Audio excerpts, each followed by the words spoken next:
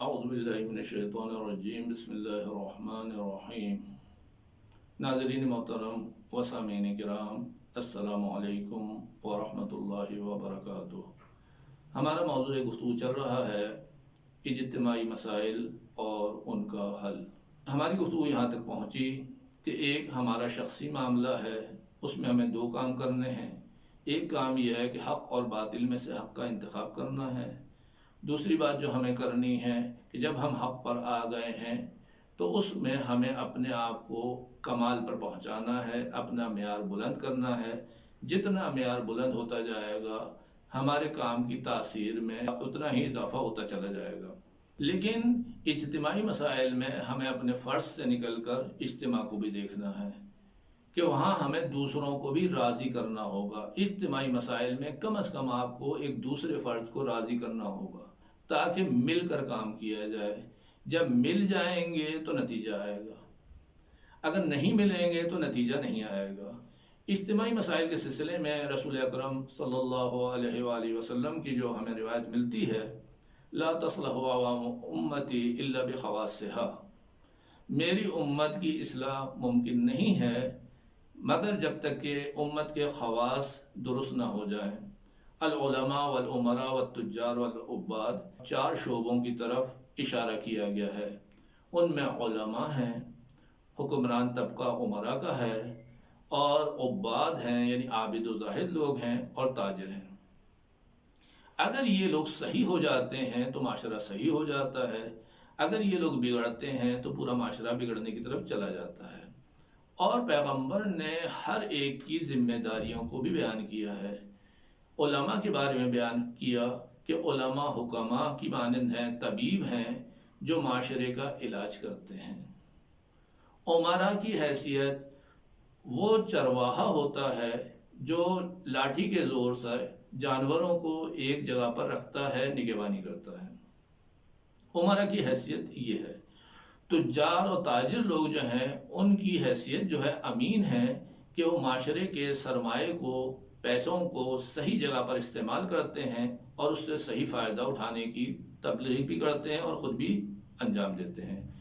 عابد و زاہد لوگ وہ ہوتے ہیں کہ جو نمونہ عمل بنتے ہیں، دین پر خود عمل کرتے ہیں اور ہمیں بن کے دکھاتے ہیں کہ ہمیں ایسا بننا چاہیے، جس سے معاشرے کی اصلاح ہوتی ہے۔ لیکن اگر خدا نخواستہ علماء جو ہیں طبیب ہونے کی وجہ سے علاج نہ کریں بلکہ معاشرے کو بیمار کرنے لگے، بیماریاں پھیلانا شروع کر دیں، جو حکمران طبقہ ہے وہ خود اگر بھیڑیا بن جائے، اسی طریقے سے جو تاجر طبقہ ہے خود خائن بن جائے، اسی طریقے سے عابد و زاہد طبقہ جو کہ چراغ رہنما تھے وہی چراغ غلط جگہ پر لگ جائے یا غلط جگہ کی رہنمائی کرنا شروع کر دیں تو معاشرے کی حالت کیا ہوگی۔ اور ان چار شعبوں میں تین شعبے ایسے ہیں کہ وہ منحصر ہیں کہ اگر ان کے اوپر عالم صحیح ہو تو وہ طبیب کی حیثیت سے باقی تین شعبوں کو بھی صحیح کر سکتا ہے، لیکن اگر عالم بگڑ جاتا ہے تو باقی تین شعبے بھی بگڑنا شروع ہو جاتے ہیں۔ تو سب سے زیادہ اہمیت یہاں پر کس کی ہے؟ شعبہ اہل علم اور دیندار طبقے کی ہے کہ وہ اپنے آپ کو صحیح کریں، اور صحیح سے مراد ایک حق اور باطل ہے اور دوسرا معیار اور کوالٹی ہے کہ ان کا معیار اتنا بلند ہونا چاہیے کہ ان کی بات سامنے والے تک پہنچ بھی جائے صحیح اور اس کو وہ قائل بھی کر سکیں۔ اگر اس طریقے سے ہو جائے گا تو نتیجہ انشاءاللہ بہتر آئے گا۔ لیکن ہم معاشرے میں دیکھ رہے ہیں کہ ایسا نہیں ہو رہا ہے۔ میں مثال دیتا ہوں، ایک ڈاکٹر ہے، وہ ڈاکٹر بننے کے لیے اس کو ابتدائی تعلیم سے لے کر کم از کم 16 سال لگانے ہوتے ہیں، تب وہ ایک ڈاکٹر بنتا ہے۔ اس کے بعد مسلسل تحقیق اس کی جاری رہتی ہے، تخصص اس کا جاری رہتا ہے، دوائیوں کے اوپر اس کا مطالعہ جاری رہتا ہے، دوائیوں کی فیکٹریاں کام کرتی رہتی ہیں، اور جو زمانے میں معاشرے میں نئی نئی تحقیقات ہو رہی ہوتی ہیں، نئی نئی بیماریاں اور معلومات ہو رہی ہوتی ہیں، اس سے وہ آگاہ رہتا ہے، اپنے آپ کو اپڈیٹ کرتا رہتا ہے۔